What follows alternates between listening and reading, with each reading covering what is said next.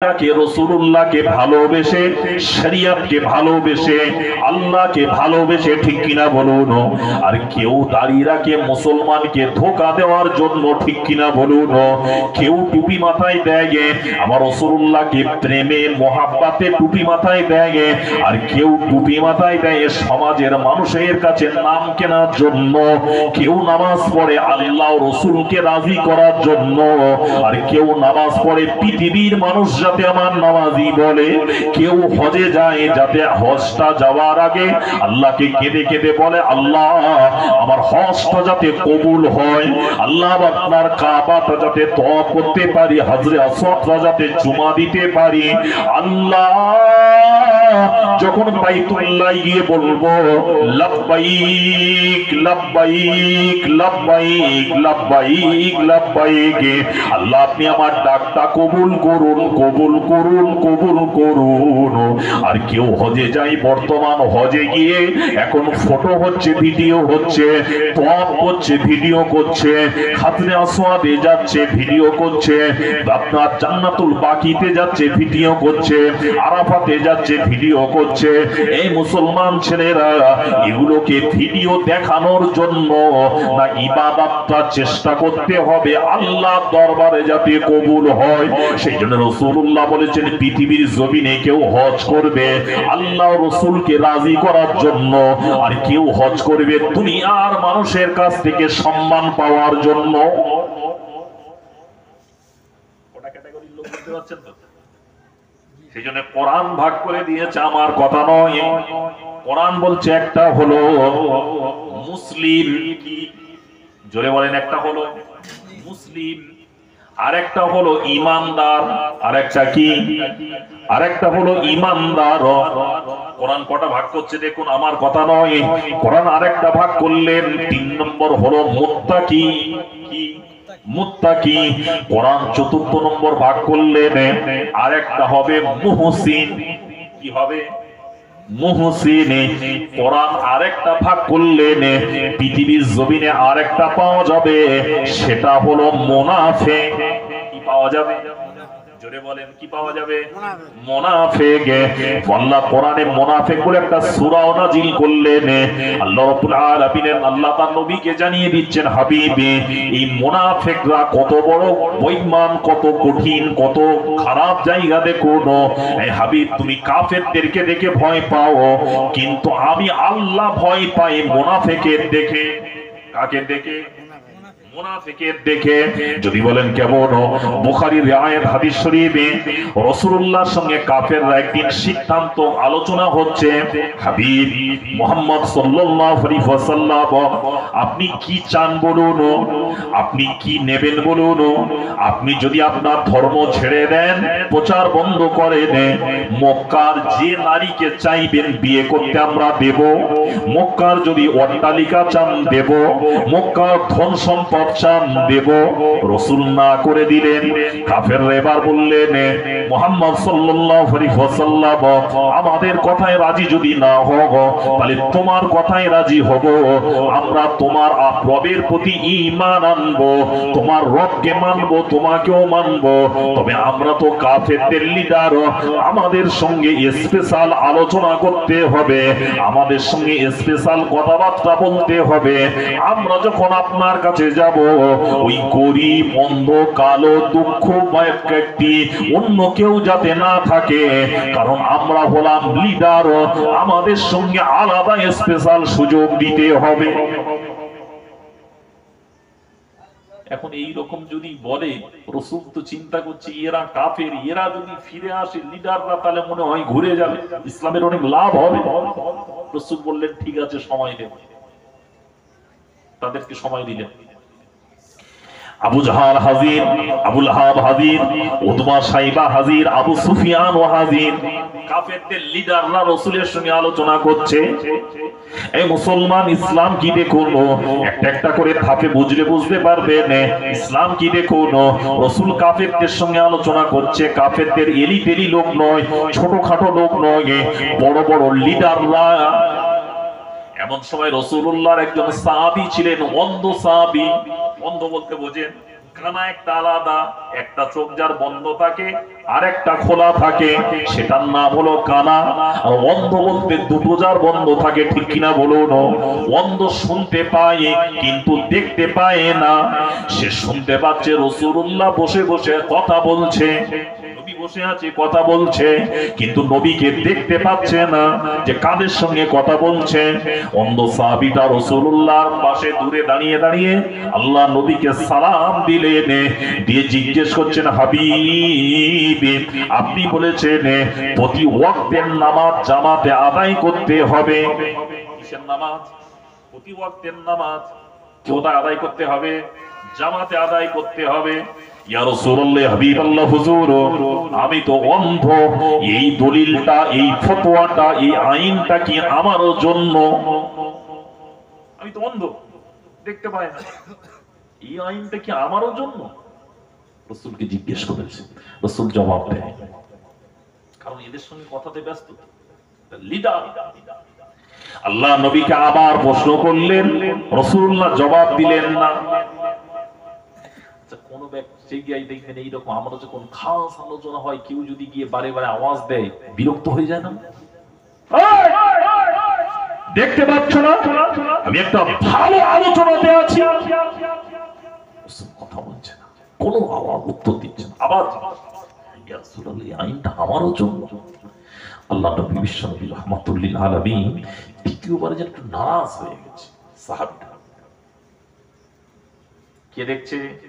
যা কিছু যেখানে যা করো সব দেখে কে? একটু কথা বলেন, দেখে কে? আল্লাহর সঙ্গে ঝগড়া আছে আপনাদের? জোরে উচ্চ আওয়াজ একবার বলেন না, আল্লাহ। আল্লাহ জানেন, আল্লাহ এমন এক বান্দা আমরা হতে পেরেছি না। সব থেকে দুনিয়ার জমিনে ভালোবাসার সম্পর্ক হয় বাপ বেটা, তাই তো নাকি? বাপ বেটা, বাপ মেয়ে, মা মেয়ে, এই তো নাকি? অনেক সময় আবার বাপ বেটা, মা মেয়ে দ্বন্দ্ব হয়, ঝগড়াও হয়। এমন ঝগড়া হয় কথা বলা বন্ধ হয়ে যায়, ঠিক কিনা বলুন? দেখবেন পিতার সঙ্গে ছেলের দ্বন্দ্ব হয়েছে, ছেলের সঙ্গে পিতার কথা হচ্ছে না, বন্ধ হয়ে গেছে।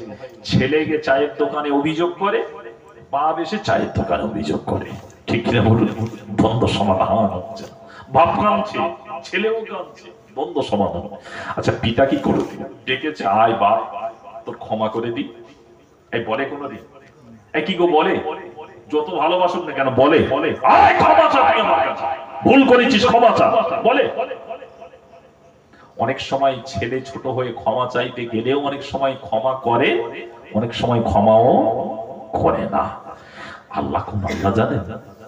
আল্লাহ বলছে, বান্দা সারাদিন কত অন্যায় করে, কত গুনাহ করে, কত নাফরমানি করে, কত কিনা করে, কিন্তু গভীর রাত যখন হয়, আমি আল্লাহ আমার প্রত্যেকটা বান্দা বান্দিকে ডাক দিয়ে, আয়, কে আছিস, আয় আমার কাছে, তোরা ক্ষমা চা, আমি ক্ষমা করে দেব। জোরে বলুন না কোন আল্লাহ জানেন? হাদিস শরীফ রাসূল বলেছেন, অন্তর থেকে কেউ যদি, অন্তর থেকে, কোথা থেকে? অন্তর থেকে একবার যদি ডাকে, কবার ডাকবেন? একবার। কি বলবেন? আল্লাহ, একবার ডাকবেন। আল্লাহ কি বলেছেন? আমি আমার বান্দাকে 70 বার জিজ্ঞেস করি, বান্দা তুই কেন ডেকেছিস, কি হয়েছে, কি অসুবিধা, কি দরকার, কি চাস, কোনটা লাগবে বল। তুই একবার ডাকবি, আমি তোর 70 বার জিজ্ঞেস করি। জোরে বলো। তাহলে সব থেকে বেশি ভালোবাসে কে? আল্লাহ। তাহলে আল্লাহ তো সব দেখছে, কি হচ্ছে না হচ্ছে। রাসূল নারাজ হয়ে গেল, কাফের লিডারদের সঙ্গে আলোচনা করছে। সঙ্গে সঙ্গে আল্লাহ জিবরিলকে পাঠিয়ে, জিবরিল যাও আমার হাবিবকে গিয়ে বলে দাও, আমার হাবিব যাদের সঙ্গে আলোচনা করছে, আমার হাবিব মনে করছে এই কাফেরদের লিডার গুলো মনে হয় ঈমানের প্রতি চলে এসেছে, মুসলমান হবে, এরা একদম শক্ত কাঠের গুঁড়ির মতো হয়ে আলোচনা শুনছে। কিন্তু আমি নবী বলতে, আমি আল্লাহ জানিয়ে দিচ্ছি, আমার হাবিব ওদের জানে না, ওরা শক্ত কাঠের গুঁড়ির মতো হয়ে আলোচনা শুনছে, কিন্তু আমি আল্লাহ ওদের সম্পর্কে বলছি, ওরা হলো মুনাফিক। ওরা হলো মুনাফিক। ওরা তোমার কাছে এসে তোমার মতো কথাবার্তা বলছে, তোমার মতো আলোচনা শুনছে, তুমি মনে করছো ওরা আমারই একদম একনিষ্ঠ হয়ে গেছে, কিন্তু আমি আল্লাহ জানিয়ে দিচ্ছি ওরা হলো মুনাফিক। ওদের থেকে সতর্ক হও। এই হাবিব, তুমি ওদের সঙ্গে আলোচনা বাদ দিয়ে তুমি ওই অন্ধ সাহাবীটার কথাকে ভূক্ষেপ করো, তার কথার প্রশ্নের উত্তর দাও। ও হলো ঈমানদার। জোরে বলুন না সুবহানাল্লাহ। ওর কথা উত্তর দাও। এরা কাফেরদের লিডার, এরা তোমার দলে আসবে না। এরা তোমার কাছে কথাগুলো শুনে নিয়ে অন্যজনের কাছে বলবে। পৃথিবীর জমিনে সেই মুনাফিক আছে, কিয়ামত পর্যন্ত থাকবে। ঠিক কিনা বলুন? আরো মুনাফিক কখন বেশি হয়ে যায় জানেন? যখন একটু টাকা হয়ে যায়। কি হয়ে যায় ভাই? যখন একটু টাকা হয়ে যায়। যদি বলেন কেন? আচ্ছা ভাই আপনারা বলুন। আমি আবারও বলছি, আপনাদের কাছে আমি খুব নামি দামি বক্তা নয় যে আপনাদের ওয়াজ শুনে মন গলিয়ে দিয়ে যাবো, সে উদ্দেশ্য নিয়ে আসি। আমি আপনাদের সঙ্গে দুই একটা কথা আলাপ আলোচনা করতে এসেছি। আপনারা বলুন, এই যে মিলাদের মজলিস হয় বা নবী দিবস করে, এটা ছেলেরা ভালো কাজ না খারাপ কাজ হচ্ছে? কথা বল, ভালো কাজ। আচ্ছা, এটা করলে কোনো ক্ষতি হচ্ছে? জোরে বলে, ক্ষতি হচ্ছে। আচ্ছা, এই কাজটা না করলে কি ক্ষতি হবে? ক্ষতি হবে তো। যদি বলেন কেন, কি ক্ষতি হবে? ক্ষতির দিকটা আমি আপনাদের দেখিয়ে দিই। আচ্ছা, প্রত্যেকটা মানুষের সুখও থাকতে হবে, কষ্টও থাকতে হবে। ঠিক কিনা বলুন? একটা মানুষ কি সবসময় কষ্টের উপরে যদি সুখ না থাকে, শুধু কষ্ট আর কষ্ট, সে লোকটা কি বাঁচতে চাইবে? এই জোরে বলুন, বাঁচতে চাইবে? মুসলমান শরীয়তে যদি আমাদের কোনো আনন্দ করার জায়গা যদি না থাকে, শুধু সারা জীবন বলবে জাহান্নাম জাহান্নাম জাহান্নাম, আমরা তখন আমাদের ছেলেপুলেগুলো কি বলবে জানেন? এমন একটা ধর্ম পালন করি যে ধর্মে কোনো আনন্দ করার জায়গা নেই। বলবে না? বলবে না? বলবে তো। আনন্দ করার কোনো জায়গা নেই।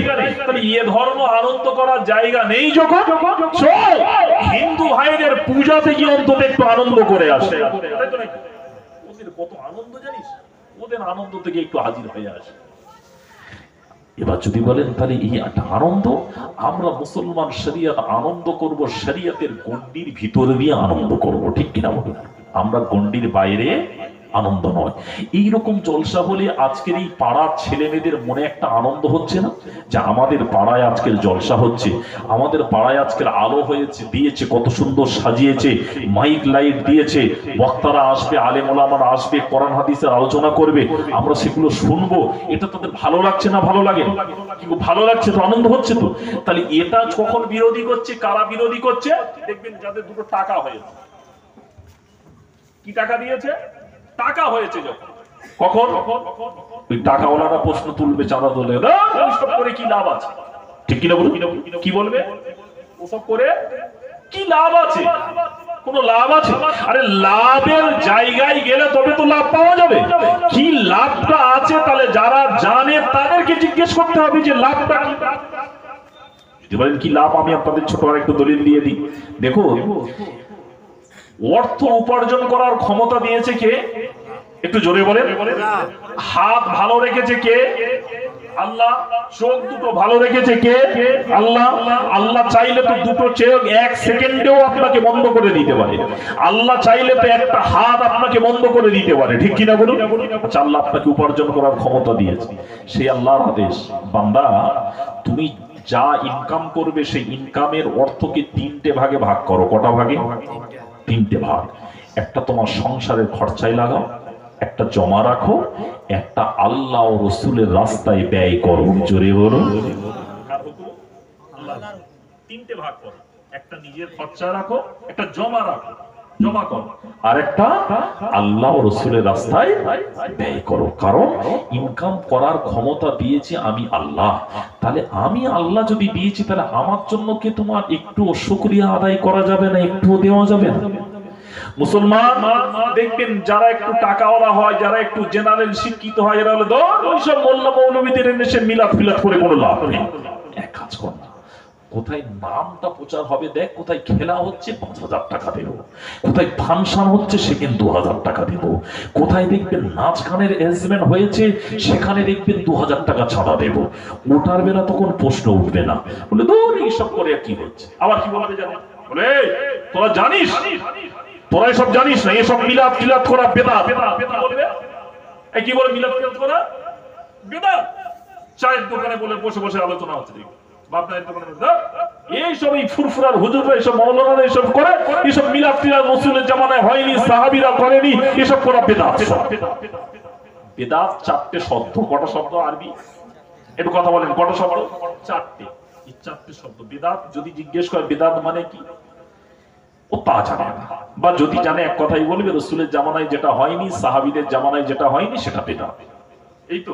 আচ্ছা ভাই আপনারা একটু বলুন, এই মিলাদ কি ফুরফুরা পীর আবু বকর তৈরি করেছে? কি আপনাদের জানা আছে? এই ফুরফুরা পীর আবু বকর তৈরি করেছে না তার আগে হয়েছে? সাহাবীরা করেছে, রাসূল করেছে। মিলাদ করেছে কে জানেন? মিলাদ পৃথিবীর কোন মৌলবী তৈরি করেনি, সর্বপ্রথম মিলাদ করেছেন আল্লাহ নিজেই। জোরে বলুন, আরেকটু জোরে বলেন। যদি বলেন কোথায় বলি, আমি একটু আপনাদের পরিচয় দিয়ে দিই, একটু মাথায় একটু ঢোকাবেন। যারা বলবে যে মিলাদ কোথায় পেয়েছিল বিদআত, শুনেন। মিলাদ, মিলাদ শব্দের অর্থ হলো জন্ম। মিলাদ শব্দের অর্থ কি? জন্ম। আর মিলাদুন নবী অর্থাৎ নবীর জন্ম বৃত্তান্ত, নবীর জন্ম আলোচনা করা। কোথায় আল্লাহ করেছেন, কখন করেছেন?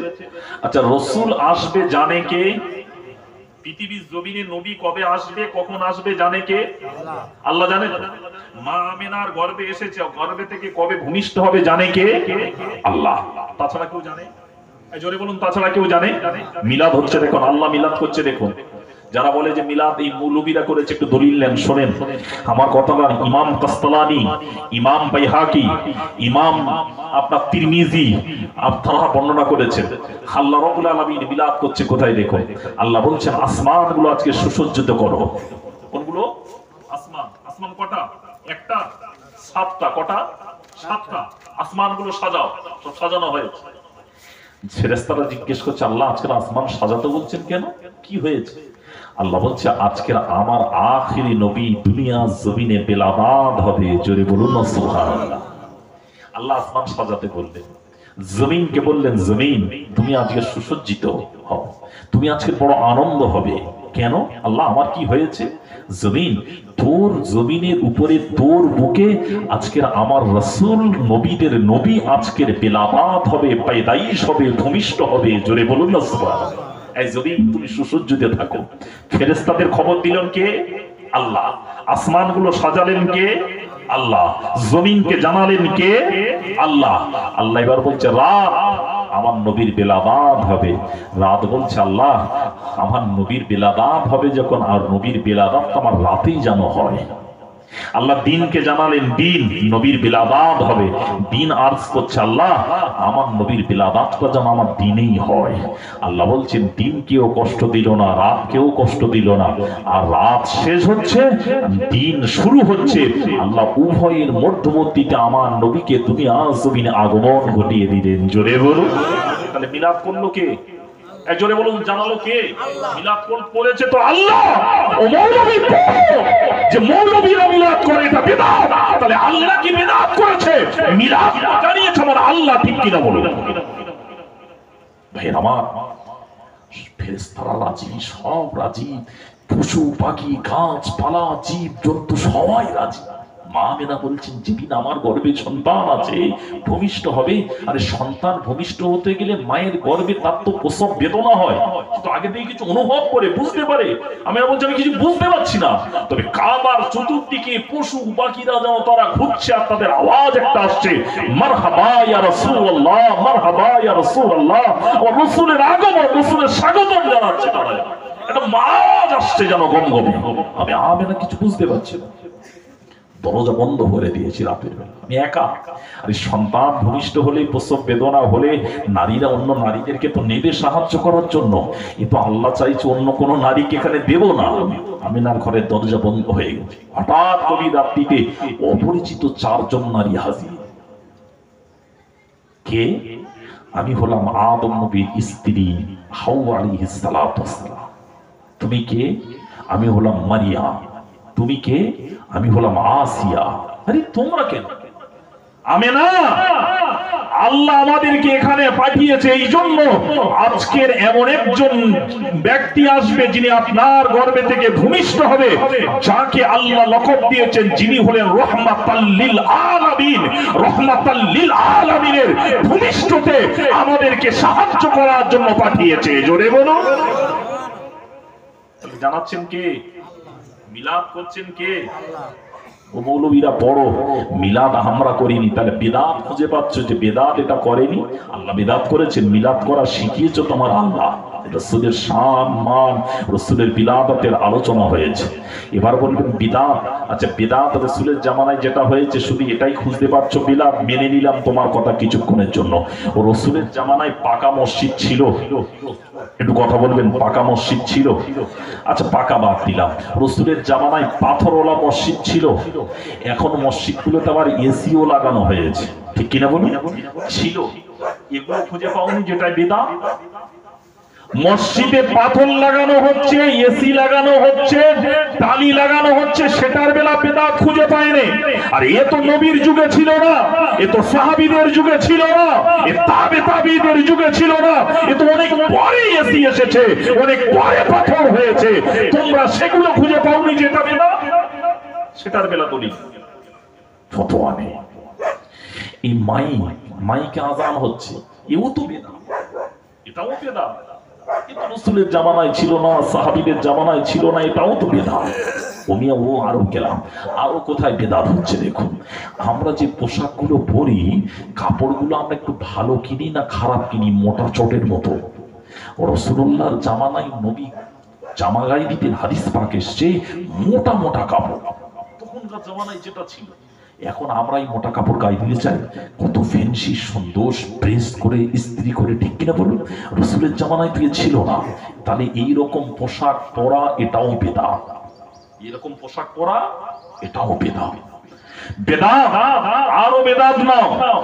আজকের আপনার বাড়িতে, আজকের আপনাদের মহল্লায় জলসা হচ্ছে, এই আপনাদের বাড়িতে মেহমান এসছে, মেহমান এলে আপনি খেতে দেবেন কি খেতে দেবেন? রাসূলুল্লাহর জামানায় জবের রুটি খাওয়ানো হতো, নবীর জামানায় আটার রুটি খাওয়ানো হতো, রাসূলুল্লাহর জামানায় ভুট্টা খাওয়ানো হতো। কিন্তু আমরা এখন কোয়ালিটি মান স্পেশাল বিরিয়ানি খাওয়াচ্ছি। রাসূলের জামানায় বিরিয়ানি ছিল না, সাহাবীদের জামানায় ছিল না, তাবিঈদের জামানায় ছিল না।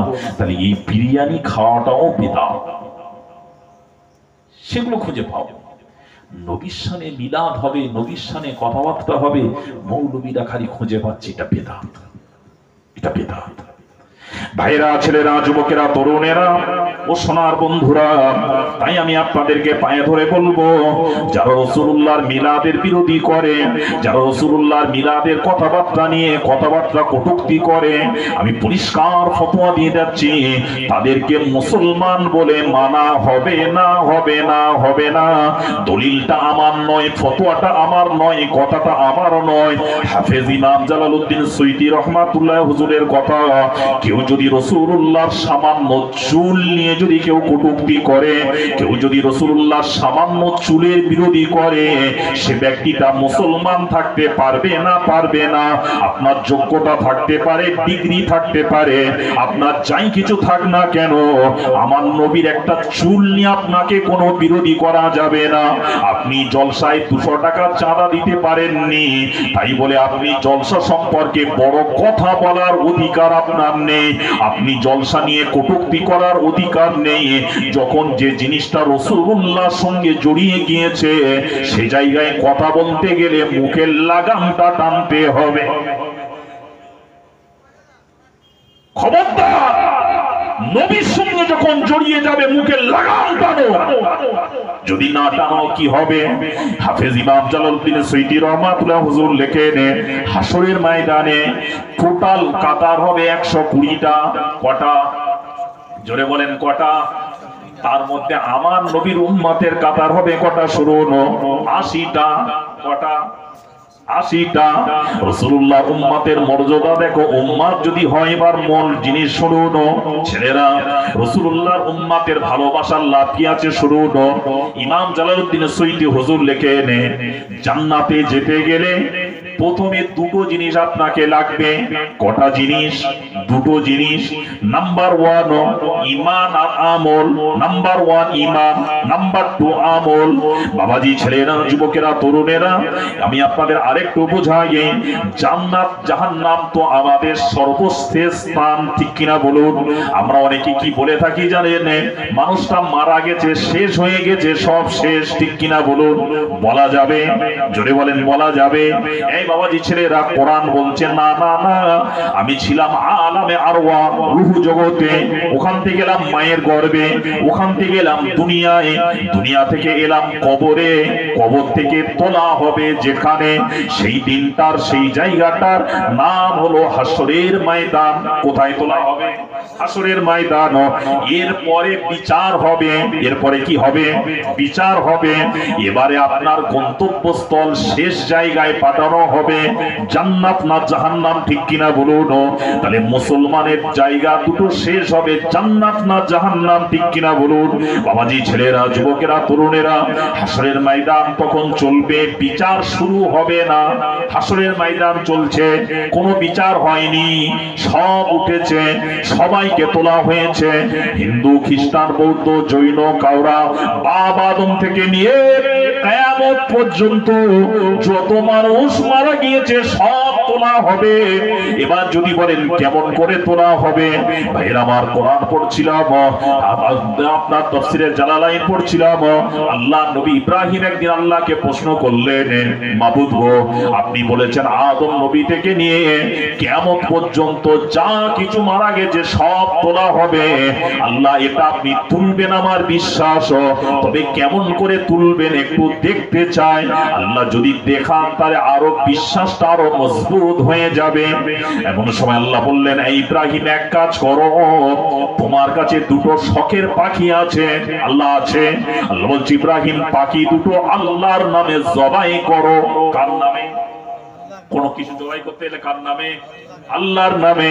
এ বাবাজি ছেলেরা, যুবকেরা, আমাদের বাড়িতে হঠাৎ আপনার বাড়িতে মেহমান এসেছে, দুপুর বেলা বাড়িতে মুরগি জবাই হবে, ইমাম সাহেবের খোঁজা হয়, ঠিক কিনা বলুন? আর খোঁজা হয়। এখন মসজিদে গিয়ে দেখছেন ইমাম সাহেব নেই, তাহলে কি হবে? রাগ বাড়বে না কমবে? আমার কথাতে রাগ হচ্ছে আপনাদের? রাগ বাড়বে না কমবে ইমাম সাহেবের প্রতি? রেগে যাবেন, ঠিক কিনা বলুন? দরকারের সময় ইমাম পাওয়া যায় না, তাই তো নাকি? দরকারের সময় ইমাম পাওয়া যায়নি, মুরগি জবাই হয়নি। এবারে কি হবে? এদিক ওদিক ছোটাছুটি করছে, কে মুরগি জবাই করবে। অনেক মুরগিটা জবাই করা হলো। এবারে বলল, ঠিক আছে, মসজিদ কমিটি চাঁদা চাইতে আসুক, ব্যবস্থা হবে, তাই তো নাকি? কেন? ইমাম সাহেব মুরগি জবাই করেনি, এর জন্য মসজিদে চাঁদা দেওয়া হবে না। ভাইরা, ছেলেরা, যুবকেরা, তরুণেরা, ইমাম কি মুরগি জবাই করার জন্য? মুরগি জবাই তো করতে গেলে আপনি মুসলমান হলে আপনিও তো করে নিতে পারেন, ঠিক কিনা বলুন? যদি বলেন, মারুফ ভাই, আমি তো জবাইয়ের দোয়া জানি না, তাহলে জবাইটা করব কি করে? আরে শরিয়াতের মাসলা, আপনার শরীরটা পাক করুন। শরীর পাক যদি থাকে, আপনি ওই মুরগিটা নিজে জবাই করতে পারবেন, দোয়া আপনার জানতে হবে না। আপনি অন্তত এতটুকু তো বলতে পারবেন, বিসমিল্লাহ আল্লাহু আকবার। কি বলবেন? বিসমিল্লাহ আল্লাহু আকবার।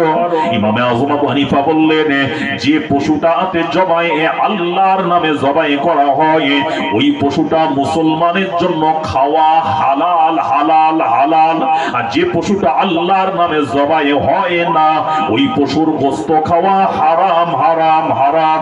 ভাইরা, ছেলেরা, যুবকেরা, তরুণেরা, এমন সময় নবী ইব্রাহিম জবাই করলেন পাখিগুলো। আল্লাহ বললেন, ইব্রাহিম রে, এবার গোশতগুলো, চামড়া গুলো ছাড়িয়ে দাও, গোশতগুলো টুকরো টুকরো করো।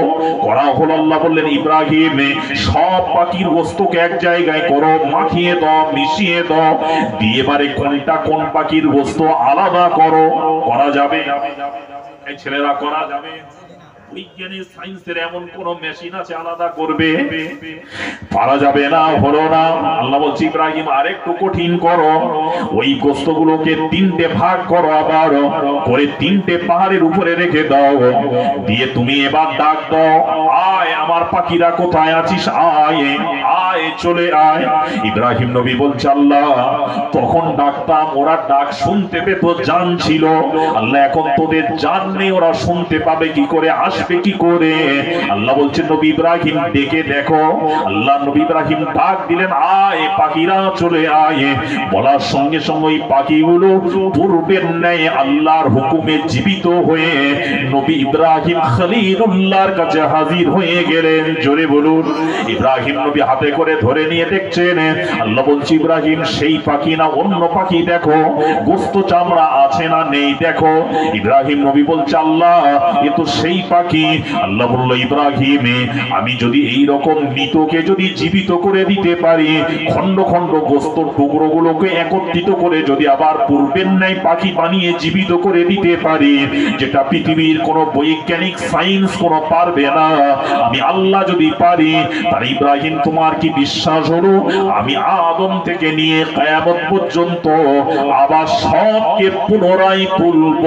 নবী ইব্রাহিম বললেন হ্যাঁ আল্লাহ এটা নিশ্চয়ই আপনার দ্বারা সম্ভব, আপনি পারবেন।